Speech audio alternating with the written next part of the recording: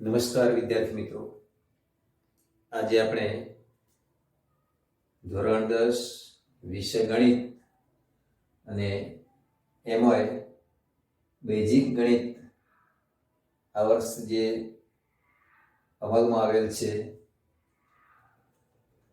અને માર્ચ 2022માં પરીક્ષા લેવાની છે એના સંદર્ભમાં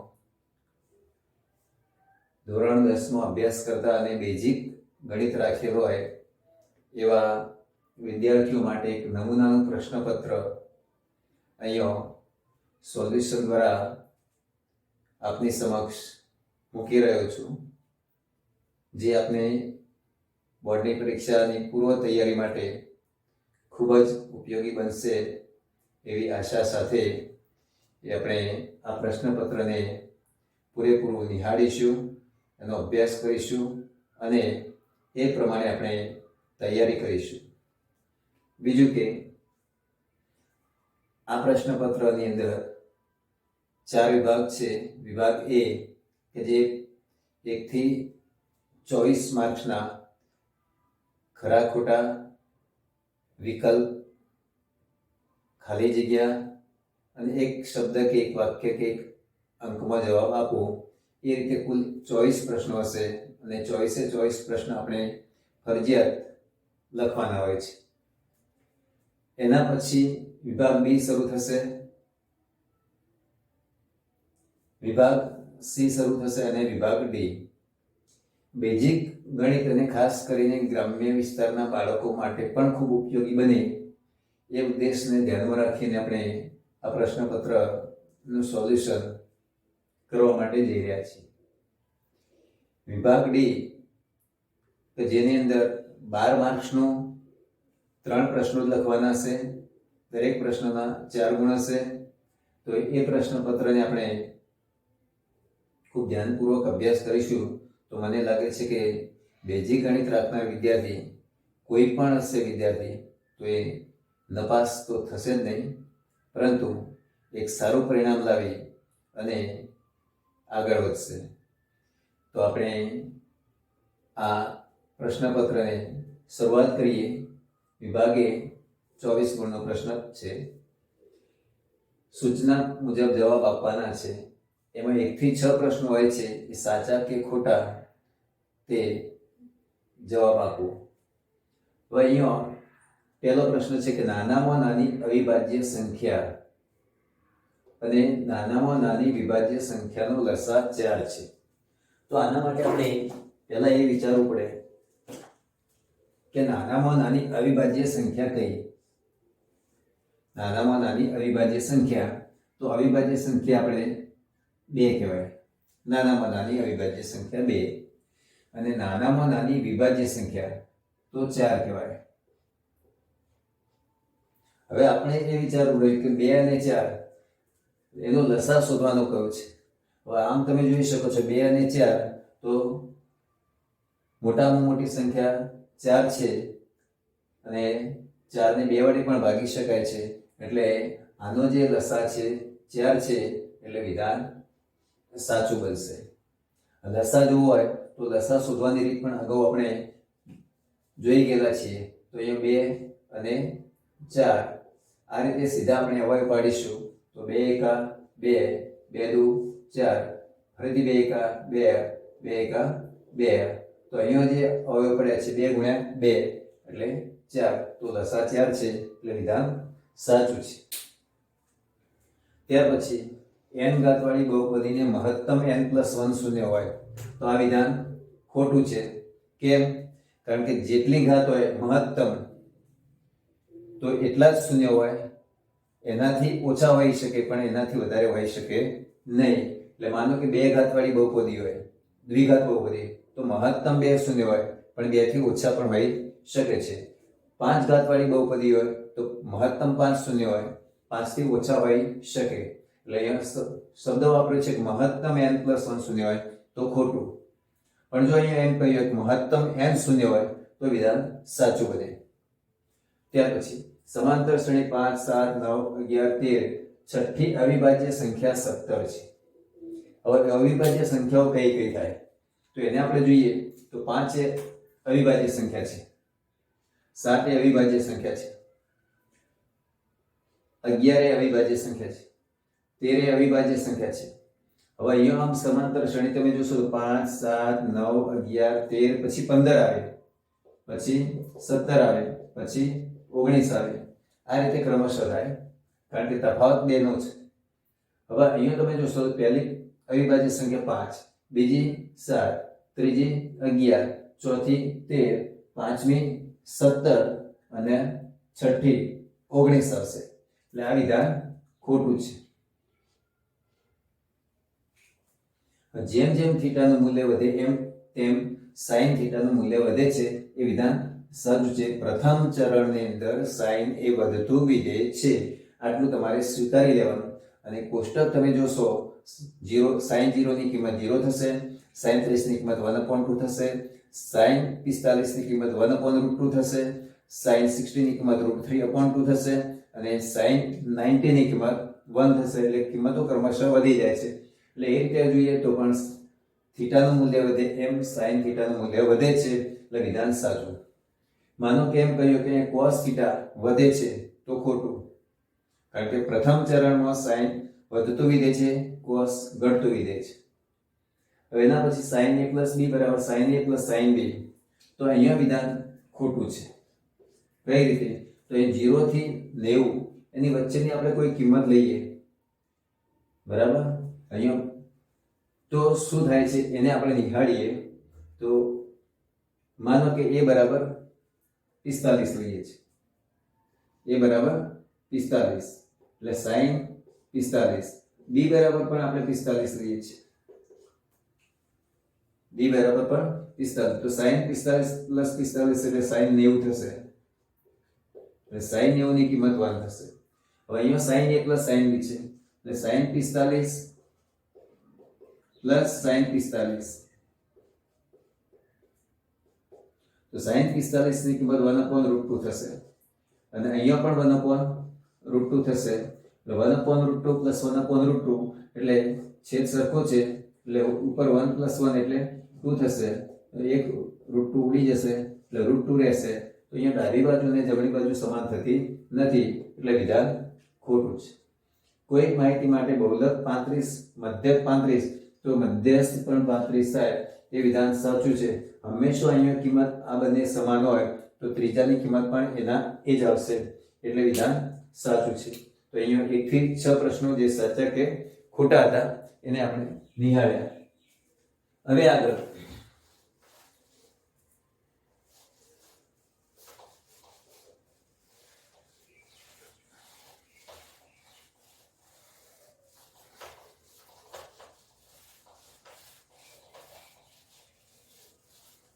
ત્યારબાદ આપણે 7મા પ્રશ્નથી આપણે શરૂઆત કરીએ છીએ. 7મો પ્રશ્ન છે,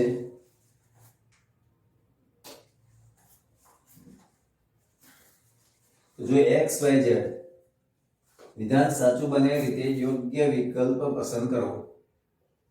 વિધાન સાચું બને તે રીતે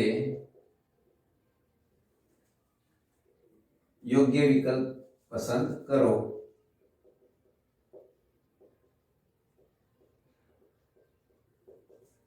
હવે અહીંયા પ્રશ્ન નંબર 8 છે. પ્રશ્ન નંબર 7,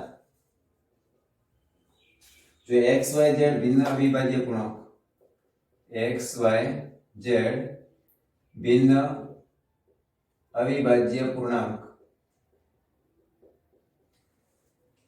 હોય તો તેમનો લસાઅ ખાલી જગ્યા થાય. હવે આની અંદર વિકલ્પો આપેલા છે. એમાં પહેલો વિકલ્પ છે 1, બીજો વિકલ્પ છે xy, ત્રીજો વિકલ્પ છે yz અને ચોથો વિકલ્પ છે xyz. તો હવે આનો જવાબ શું થાય? x y અને z ત્રણે ત્રણ અલગ અલગ છે, જુદી જુદી સંખ્યાઓ, અવિભાજ્ય છે. અવિભાજ્ય સંખ્યા હોય, માનો કે આપણે કોઈ એક ઉદાહરણ લઈએ, અવિભાજ્ય 2 લઈએ, 3 લઈએ અને 5, ત્રણે ત્રણ અવિભાજ્ય સંખ્યાઓ છે. હવે આનો લસાઅ શોધવો હોય તો આપણે શું કરવું પડે? આના અવયવ પાડીએ.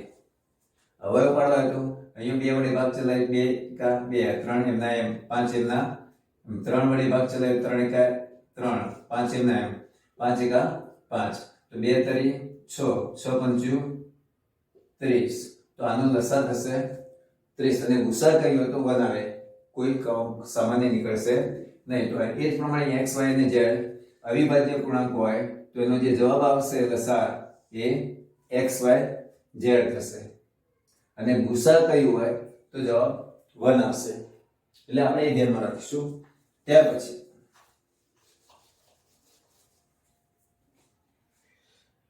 આઠમો પ્રશ્ન છે px બરાબર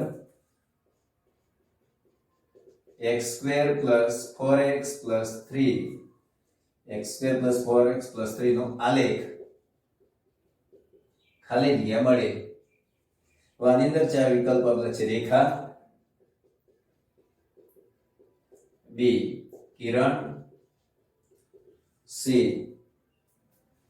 ઉપરની તરફ ખુલ્લો પરવલય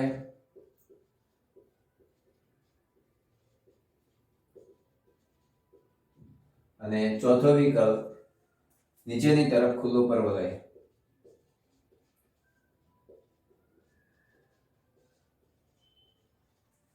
હવે અહીંયા આપણે 4 વિકલ્પો મૂકેલા છે x² + 4x + 3 નો આલેખ ખાલી જગ્યા મળે જો સુરેખ બહુપદી હોય દાખલા તરીકે px બરાબર 3x + 2 સુરેખ બહુપદી એટલે કે ચલનો ઘાતાંક 1 હોય તો આનો આલેખ હંમેશા રેખા મળે પણ જ્યારે પ્રશ્ન પૂછે કે x² + 4x + 3 આવી બહુપદી આપેલી હોય અને x² ની આગળનું ચિહ્ન ધન હોય તો એનો આલેખ હંમેશા ઉપરની તરફ ખુલ્લો પરવલય મળે માનો કે x² ની આગળનું ચિહ્ન ઋણ હોત એટલે કે -x² + 4x + 3 હોત તો નીચેની તરફ ખુલ્લો પરવલય આવે એટલે કોઈ પણ દાખલો હોય 3x² + 5x + 1 હોય તો અહીંયા x² ની આગળનું ચિહ્ન ધન એટલે સમજી લેવાનું કે ઉપરની તરફ ખુલ્લો પરવલય છે એના પછી પ્રશ્ન આવશે નવમો પ્રશ્ન હવે અહીંયા a1x + b1y + c1 = 0 a2x + b2y + c2 = 0 જો ખાલી જગ્યા સંબંધ હોય તો અનંત ઉકેલ મળે હવે અહીંયા શરતો અંદર આપેલી છે કે ai² + bi² ≠ 0 અહીંયા i બરાબર 1 2 અને ai bi ci વાસ્તવિક સંખ્યાઓ હવે અહીંયા બે જે રકમ સમીકરણ આપેલા છે હવે એના વિકલ્પો આપણે જોઈએ તો પહેલો વિકલ્પ છે a1/a2 is not equal to b1/b2 is not equal to c1/c2 બીજો વિકલ્પ છે a1/a2 is equal to b1/b2 is equal to c1/c2 ત્રીજો વિકલ્પ છે a1/a2 is equal to b1/b2 is not equal to c1/c2 અને ચોથો વિકલ્પ છે a1/a2 not equal to b1/b2 equal to c1/c2 હવે આની અંદર આપણે જોઈએ a1x + b1y + c1 = 0 અને a2x + b2y + c2 = 0 ખાલી જગ્યા સંબંધ હોય તો અનંત ઉકેલ એટલે કે અસંખ્ય ઉકેલ ઘણા બધા તો હવે આના માટેનો જવાબ શું હોઈ શકે હંમેશા બે રેખાઓ સંપાતી થતી હોય સંપાતી એટલે કે એકાકાર તો એનો ઉકેલ હંમેશા અનંત મળે એટલે અહીંયા જે જવાબ છે એ બી આવશે કે a1/a2 = b1/b2 = c1/c2 કેમ તેનું એક ઉદાહરણ દ્વારા જોઈએ માનો કે x + y - 3 = 0 અહીંયા 3x + 3y - 9 = 0 આ બે સમીકરણ લખ્યા છે હવે બંને સમીકરણની અંદર આનો આપણે ગુણોત્તર જોઈએ તો a1/a2 તો શું થશે 1/3. b1 upon b2 તો શું થશે 1/3, કારણ કે આનો સહગુણક 1 છે, આનો સહગુણક 3 છે. c1 upon c2 તો અહીંયા -3 અને અહીંયા -9, -3 upon -9 એટલે 1/3. તો ત્રણે ત્રણ ગુણોત્તરો છે એ હંમેશા સમાન આવે છે. સમાન આવવું એટલે કે પહેલા સમીકરણ આપણે 3 વડે ગુણીએ તો 3x + 3y - 9 = 0 એટલે બીજું સમીકરણ મળી જશે. એટલે કે બંને સમીકરણ એક થઈ જશે. બંને સમીકરણ એક થાય એટલે કે રેખાઓ એક જ છે, એટલે બંને રેખાઓ એક જ હોય તો એનો આલેખ સમપાતી મળે. એટલે કે એકાકાર એટલે કે સમપાતી રેખા હોય તેનો ઉકેલ અનંત મળે. 10મો પ્રશ્ન.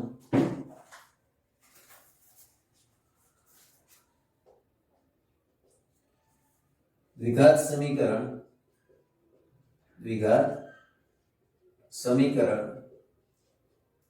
ax² + bx + c = 0 abc belongs to R એટલે વાસ્તવિક સંખ્યાઓ ના વિવેચક શોધવાનું સૂત્ર ખાલી જગ્યા. હવે અહીંયા ચાર વિકલ્પ આપેલા છે. એક b² + 4ac, બીજો વિકલ્પ b² - 4ac, ત્રીજો વિકલ્પ b² - ac અને ચોથો વિકલ્પ b² - 2ac. તો અહીંયા આપણે જોઈ ગયા છીએ, સૂત્ર મેળવેલું છે કે દ્વિઘાત સમીકરણનું વિવેચક શોધવા માટેનું સૂત્ર b² - 4ac. જે શ્રીધર આચાર્યએ આ સૂત્ર નો ઉકેલ માટેની રીત આપેલી. એટલે અહીંયા 10મો પ્રશ્ન પૂરો થયો. સમાંતર શ્રેણીનું nમું પદ શોધવાનું સૂત્ર જણાવો. સમાંતર શ્રેણીનું nમું પદ શોધવાનું સૂત્ર 11મો પ્રશ્ન છે.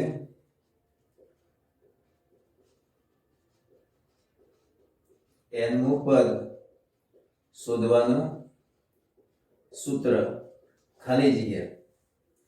તો અહીંયા ચાર વિકલ્પ આપેલા છે. a + d, બીજો વિકલ્પ છે a + n - 1 * d, ત્રીજો વિકલ્પ છે a + n + 1 * d અને ચોથો વિકલ્પ છે a + n - d.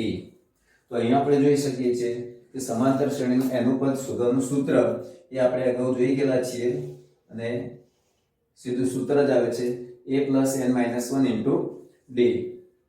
એના પછીનો પ્રશ્ન છે 12મો પ્રશ્ન છે. આ 12મો પ્રશ્ન છે, અહીં હું લખું છું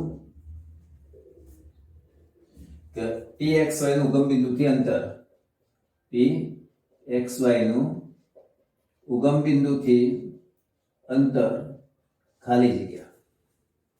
તો અહીંયા ચાર વિકલ્પો છે.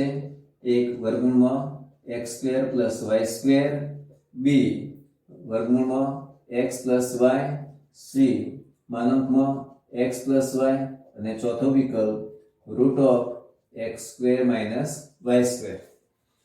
ઉગમ બિંદુથી અંતર શોધવાનું સૂત્ર આપણે જોઈ ગયેલા હતા. ઉગમ બિંદુ એટલે 0 0, બરાબર.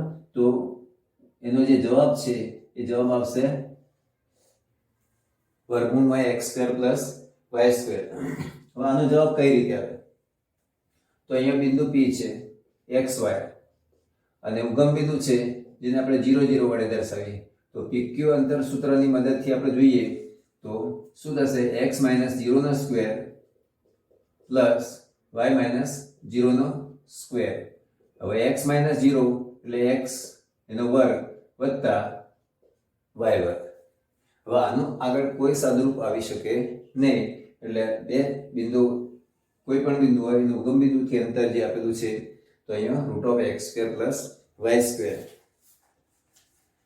અહીંયા આપણે 1 થી 10 પ્રશ્નો જે જોયા, 12 પ્રશ્નો, બરાબર. એટલે 7 થી 12 હતા. એ યોગ્ય વિકલ્પ પસંદ કરો અને જવાબ આપો. હવે વિધાન સાચું બને એ રીતે ખાલી જગ્યા પૂરો, એ પ્રકારના એક્ઝામ્પલ છે.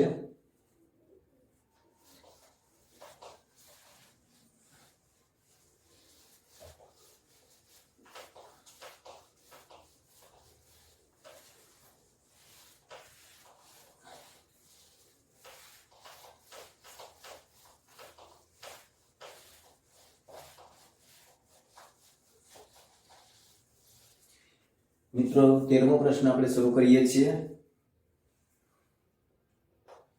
આવૃત્તિ વિતરણમાં અજાયબ એ ખાલી જગ્યાની આલેખાત્મક રજૂઆત છે. હવે અજાયબ વક્ર તો આપણે થી ઓછા થી વધુ પ્રકારના જે સંચયી આવૃત્તિ વિતરણ જોઈએ એની આલેખાત્મક રજૂઆત કહેવાય. એટલે જે જવાબ છે એ સંચયી આવૃત્તિ વિતરણની અજાયબ એ સંચયી આવૃત્તિ વિતરણની આલેખાત્મક રજૂઆત છે એમ કહી શકાય. પ્રશ્ન નંબર 14. સમતોલ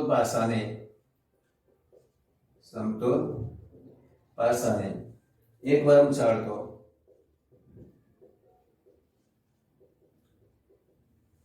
તેની ઉપરની સપાટી પર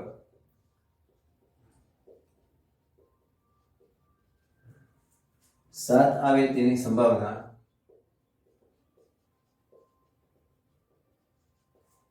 ખાલી જગ્યા છે.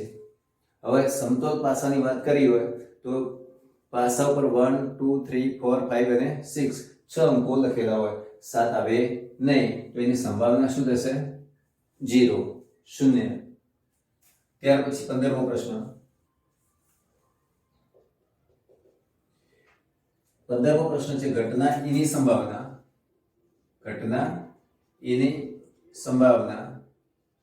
વત્તા ઘટના ઈ નહીં ની સંભાવના બરાબર ખાલી જગ્યા. કોઈ પણ ઘટના છે એની સંભાવના એટલે પ્રોબેબિલિટી ઓફ ઈ અને ઈ નહીં એટલે ઈ બાર. એની સંભાવનાનો સરવાળો કેટલો થાય? 1 થાય. ઘટના ઈની સંભાવના વત્તા ઘટના ઈ નહીંની સંભાવનાનો સરવાળો 1 થશે. ટૂંકમાં PE plus PE bar is equal to 1. ક્યારેક ઈ બાર ની જગ્યાએ ઈ ડેશ પણ લખેલું હોય શકે જે ઈની પૂરક ઘટના કહેવાય. માનો કે અહીંયા બે ઘટકો હોય 1 3 5 હોય, આમાં 2 4 6 હોય એટલે બંનેની અંદર કોમન ઘટકો હોય નહીં. ત્યાર પછી 16મો પ્રશ્ન. 16મા પ્રશ્નમાં છે લીપ વર્ષ 53 રવિવાર આવે તેની સંભાવના ખાલી જગ્યા. લીપ વર્ષની વાત કરી છે. લીપ વર્ષ હોય તો 366 દિવસ થાય. લીપ વર્ષમાં 366 દિવસ થાય. હવે 7 દિવસનું એક અઠવાડિયું છે તો 7 પંચું 35, શેષ વધી 1, ઉપરથી 6 ઉતારીશું, 7 દુ 14, શેષ વધી 2. હવે 52 અઠવાડિયા પૂરા થઈ ગયા. બાકીના 2 દિવસો વધે એટલે આની જે સંભાવના છે એ 2/7 થશે. અહીં જે શેષ વધે એ અંશમાં મૂકવાનું અને છેદમાં 7 મૂકવાનું. કોઈ પણ 53 રવિવાર હોય કે 53 સોમવાર હોય કે કોઈ પણ દિવસ થયા. લીપ વર્ષ ન હોય તો અહીંયા 365 દિવસ આવશે. એક શેષ વધશે તો એ વખતે 1/7 સંભાવના થશે. હવે આને વધુ જાણવું હોય તો કઈ રીતે? તો 2 દિવસ કયા હોઈ શકે? તો રવિ સોમ આવી શકે, સોમ મંગળ હોઈ શકે, મંગળ બુધ હોઈ શકે, બુધ ગુરુ હોઈ શકે, ગુરુ શુક્ર હોઈ શકે, શુક્ર શનિ હોઈ શકે અને શનિ રવિ હોઈ શકે. 2 દિવસ 1 2 3 4 5 6 7 તો છેદમાં 7 મૂકવાનું. હવે રવિવારની વાત છે તો રવિવાર અહીંયા પણ છે, રવિવાર અહીંયા પણ છે એટલે 2 ઘટકો છે. આની સંભાવના થશે 2/7. ત્યારબાદ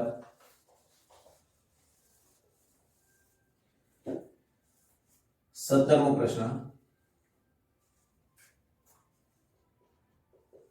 17મો પ્રશ્ન છે કે બહુપદી px બરાબર x² - 4x + 3 ના શૂન્યો આલ્ફા અને બીટા હોય તો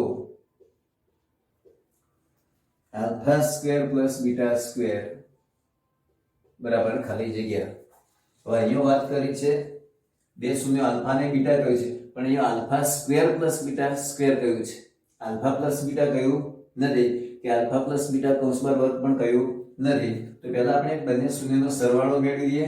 તો આલ્ફા પ્લસ બીટા એટલે માઇનસ બી અપોન એ, માઇનસ બી એટલે માઇનસ 4, એટલે વર્ગ, અને શૂન્યનો ગુણાકાર એટલે આલ્ફા બીટા સી અપોન એ, સી એટલે 3 અપોન 1 એટલે 3. હવે આપણે જે જવાબ મેળવવાનો છે alpha square plus beta square એટલે આલ્ફા પ્લસ બીટાનો સ્ક્વેર માઇનસ 2 આલ્ફા બીટા. આપણે શોધવાનું છે alpha square plus beta square. તો આલ્ફા પ્લસ બીટાનો સ્ક્વેર એટલે પહેલા પદનો વર્ગ આલ્ફા સ્ક્વેર, બીજા પદનો વર્ગ બીટા સ્ક્વેર, મધ્યમ પદ પ્લસ 2 આલ્ફા બીટા થશે, એ બાદ કરી દઈશું. હવે આલ્ફા પ્લસ બીટા તો આપણે મેળવ્યું 4 એનો વર્ગ માઇનસ 2 આલ્ફા બીટા મેળવ્યું 3, 4 નો વર્ગ 16 થશે, 3 દુ 6 થશે, 16 માંથી 6 બાદ થઈ જશે એટલે જવાબ મળશે 10. ત્યારબાદ 18મો પ્રશ્ન. કોઈ સમાંતર શ્રેણીનું પ્રથમ પદ a અને સામાન્ય તફાવત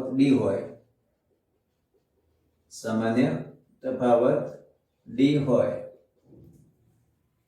તો તેનું n-2 મું પદ ખાલી જગ્યા હોય. હવે અહીંયા તમે વિચાર કરો n-2 મું.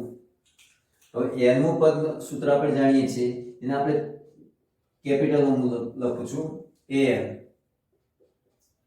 તો અહીંયા a + n-1 into d. હવે અહીંયા n નું પદ શોધવાનું સૂત્ર આપણે an લખ્યું, પણ અહીંયા n-2 મું પદ કયું છે એટલે n બરાબર n-2 લેતો તો અહીંયા a n-2, તો અહીંયા a + અહીંયા n-2 - 1 into d. n ની જગ્યાએ n-2 મૂક્યું એટલે થઈ જશે a + n-3 into d. એટલે જવાબ મળશે a + n-3 into d. ટૂંકમાં યાદ રાખવાનું અહીંયા n-2 હોય તો અહીંયા n-3 આવશે, n-1 હોત તો અહીંયા n-2 આવે, n+1 હોત તો અહીંયા n આવે. આટલું યાદ રાખવાનું. એના પછી 18મો પ્રશ્ન પૂરો થયો. હવે એક શબ્દ, એક વાક્ય કે એક અંકની અંદર જવાબ આપવાનો છે.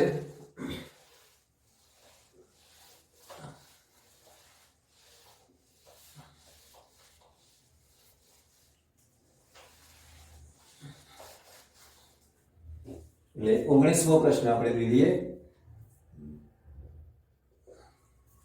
વર્તુળના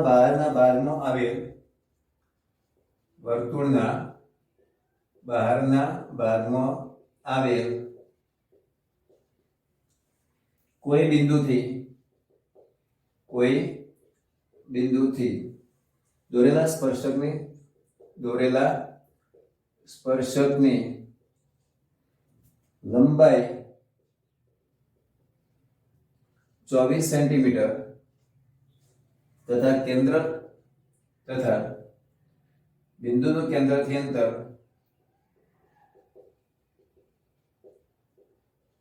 25 સેન્ટીમીટર હોય તો વર્તુળની ત્રિજ્યા કેટલી થાય? આવો પ્રશ્ન છે. તો અહીંયા આપણે વર્તુળ દોરીએ છીએ, બરાબર? ઓ કેન્દ્ર છે. વર્તુળનું કોઈ બહારનું બિંદુ અહીંયા લઈએ છીએ P. આ સ્પર્શક આપણે દોરીએ છીએ. કોઈ બિંદુથી સ્પર્શકની લંબાઈ 24 સેન્ટીમીટર છે. કેન્દ્રથી અંતર જે આપેલું છે એ 25 સેન્ટીમીટર છે. આ ત્રિજ્યા શોધવાની છે. હવે અહીંયા પાયથાગોરસનો પ્રમેય લાગે. આ ત્રિજ્યા શોધવી છે, માનો કે અહીં બિંદુ Q છે, એટલે સ્પર્શ બિંદુ આગળની ત્રિજ્યાને લંબ હોય એ આપણે જાણીએ છીએ, એટલે આ કાટખૂણો બને ને આ કર્ણ બને, એટલે OQ સ્ક્વેર બરાબર કર્ણના વર્ગમાંથી બીજી બાજુનો વર્ગ બાદ કરીશું, એટલે 25 નો વર્ગ માઈનસ 24 નો વર્ગ 625 માઈનસ 576 એટલે 49 થશે, એટલે OQ બરાબર થશે 7, એટલે કે વર્તુળની ત્રિજ્યા બરાબર 7 સેન્ટીમીટર થશે, એટલે આ જવાબ આવશે 7 સેન્ટીમીટર. હંમેશા આ ગણતરી કરવાની હોતી નથી, આપણે સમજ માટે અહીંયા ગણતરી કરેલી છે, પરીક્ષાની અંદર સીધો જવાબ મૂકવાનો અને આ રફકામમાં પાછળ કરી શકાશે. 20મો પ્રશ્ન.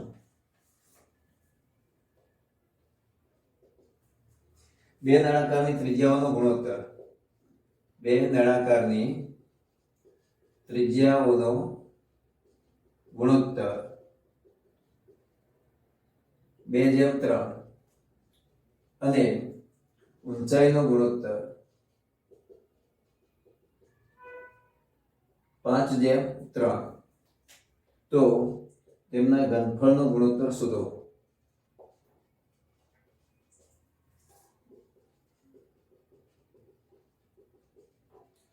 હવે આવો જ્યારે દાખલા ટાઈપનો પ્રશ્ન મૂકેલો હોય તો એક શબ્દની જગ્યાએ ઘણો મોટો થઈ શકે, પણ છતાં આપણે બે નળાકાર છે એને સમજી લઈશું.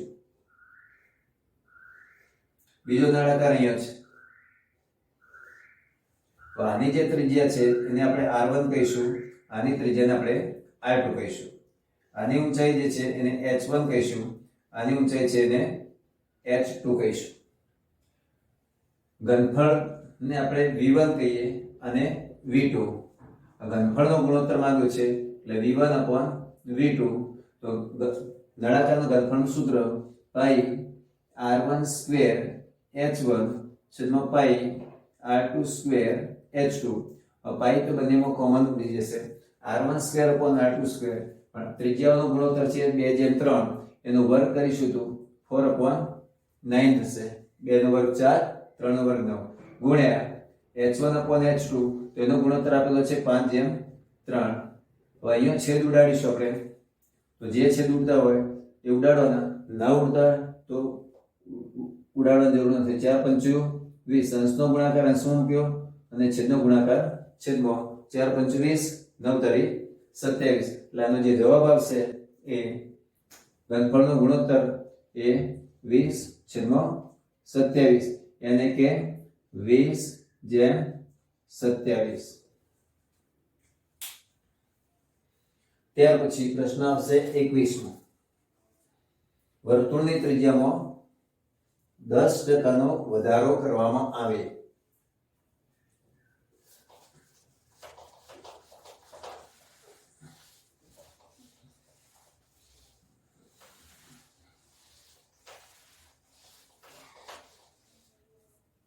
વર્તુળની ત્રિજ્યામાં 10% વધારો કરવામાં આવે.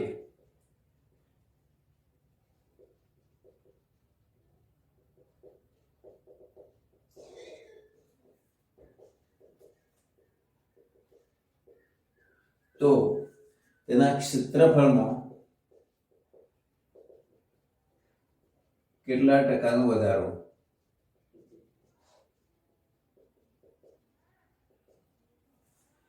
વર્તુળનું ક્ષેત્રફળ એટલે પાઈ r સ્ક્વેર. આ વર્તુળ છે, એનું ક્ષેત્રફળ એટલે પાઈ r સ્ક્વેર. હવે અહીંયા r બરાબર છે 10, ત્રિજ્યામાં છે બરાબર, r માં 10% વધારો, એટલે કે 100 10% વધારો એટલે 100 + 10 એટલે 110 થશે. 110 થશે. હવે 11 છે તો 11 નો આપણે વર્ગ કરીશું, કારણ કે અહીંયા r સ્ક્વેર છે, એટલે 11 નો વર્ગ કરીશું તો 121 થશે. 121 તો અહીંયા 100 + 21 થયું, તો ક્ષેત્રફળમાં જે વધારો છે એ સીધો આપણે મૂકી શકીશું 21%.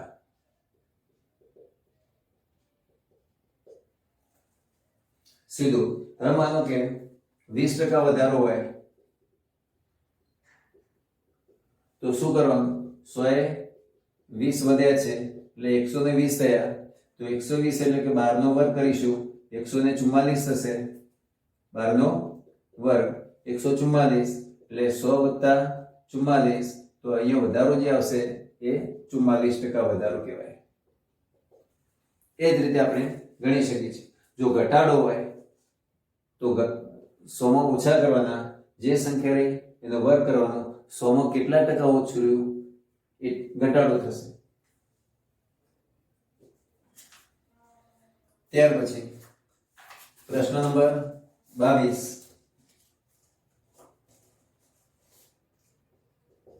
બે ઘન પૈકી પ્રત્યેકનું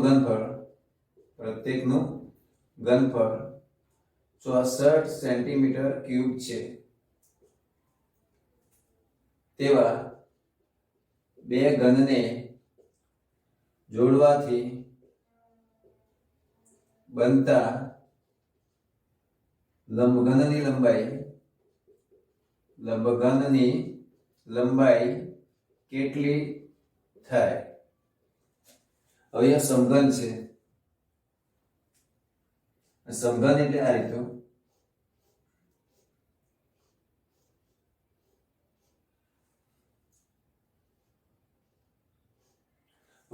આનું ઘનફળ આપેલું છે 64. સમઘનનું ઘનફળ એટલે શું? લંબાઈનો ઘન. 64 એટલે 4 નો ઘન, તો આની લંબાઈ થશે 4 સેન્ટીમીટર. લંબાઈ થશે 4 સેન્ટીમીટર. આ બીજા ઘનને, હવે બે ઘનને જોડવામાં આવે છે. બીજો ઘન આમ જોડી દઈએ આપણે.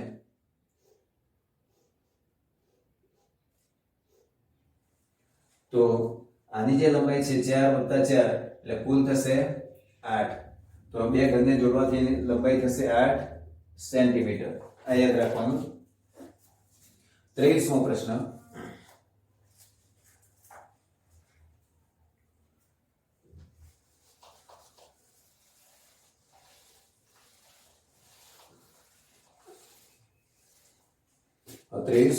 છે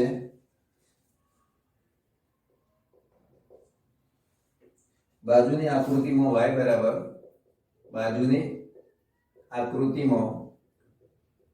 બરાબર px નો આલેખ દર્શાવેલ છે.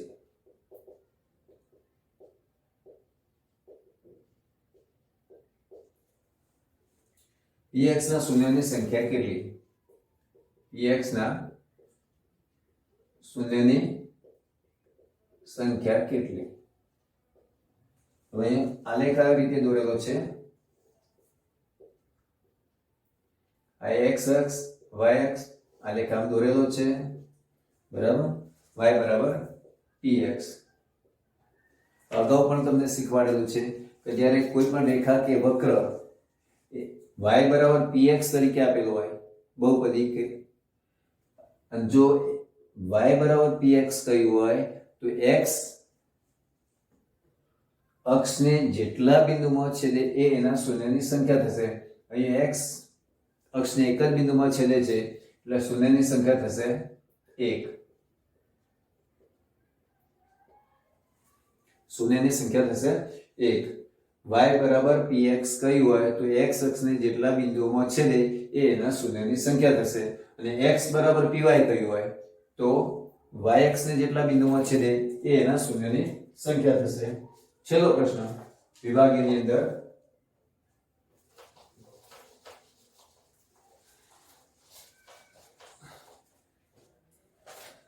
મિત્રો વિભાગીયની અંદર છેલ્લો પ્રશ્ન, 20 સેન્ટીમીટર વ્યાસવાળા અર્ધવર્તુળમાં 24મો પ્રશ્ન, 20 સેન્ટીમીટર વ્યાસવાળા અર્ધવર્તુળમાં અંતર્ગત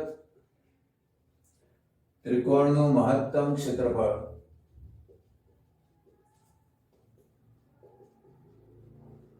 શોધો. હવે આ અહીં આપણને આપેલું છે 20 સેન્ટીમીટર વ્યાસ અર્ધવર્તુળ આપણે દોરીએ તો એનો વ્યાસ છે 20 સેન્ટીમીટર. હવે અહીંયા અંતર્ગત ત્રિકોણનું મહત્તમ ક્ષેત્રફળ હોય તો આપણે આમ દોરીશું, બરાબર? મહત્તમ ક્ષેત્રફળ આ કાટખૂણું બનશે. જ્યારે મહત્તમ ક્ષેત્રફળની વાત હોય, આને આપણે બંને બાજુઓ સરખી થાય તો જ એ મહત્તમ ક્ષેત્રફળ બને. હવે અહીંયા x square plus x square બરાબર 20 નો વર્ગ થાય. x વર્ગ વત્તા x વર્ગ એટલે 2x વર્ગ, 20 નો વર્ગ 400 થશે, એટલે x વર્ગ બરાબર મળશે આપણને 200. કારણ કે આ અર્ધવર્તુળમાં અંતર્ગત ખૂણો કાટખૂણો હોય એટલે આ કાટખૂણો બને, એટલે સામેની બાજુ કર્ણ થાય. કર્ણ 20 છે એટલે કે વ્યાસ 20. હવે x વર્ગ મળ્યું.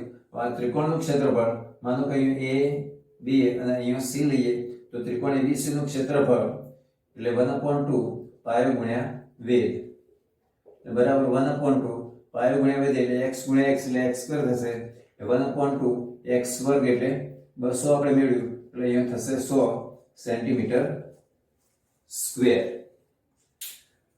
20 સેન્ટીમીટર વાળા વ્યાસ વાળા અર્ધવર્તુળમાં અંતર્ગત ત્રિકોણનું મહત્તમ ક્ષેત્રફળ થશે 100. માનો કે 16 સેન્ટીમીટર હોત તો એ પ્રમાણે એવું મૂકવાનું થાય. 16 નો વર્ગ 256 થાય. 2 વડે ભાગીશું તો 128 થાય અને 128 ને 2 વડે આપણે ભાગીશું તો 64 આવત. બરાબર?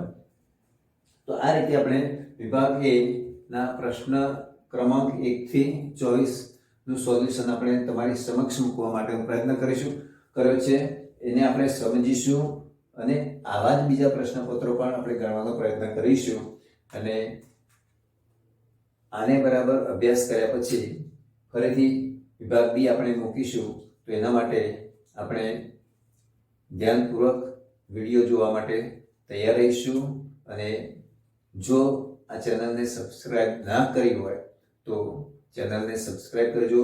તમારા જે મિત્રો હોય 10મા ધોરણમાં ભણતા બીજી શાળામાં તો એમને પણ મોકલજો કે જેથી વધુમાં વધુ બાળકોને આનો લાભ મળી શકે. જય હિન્દ.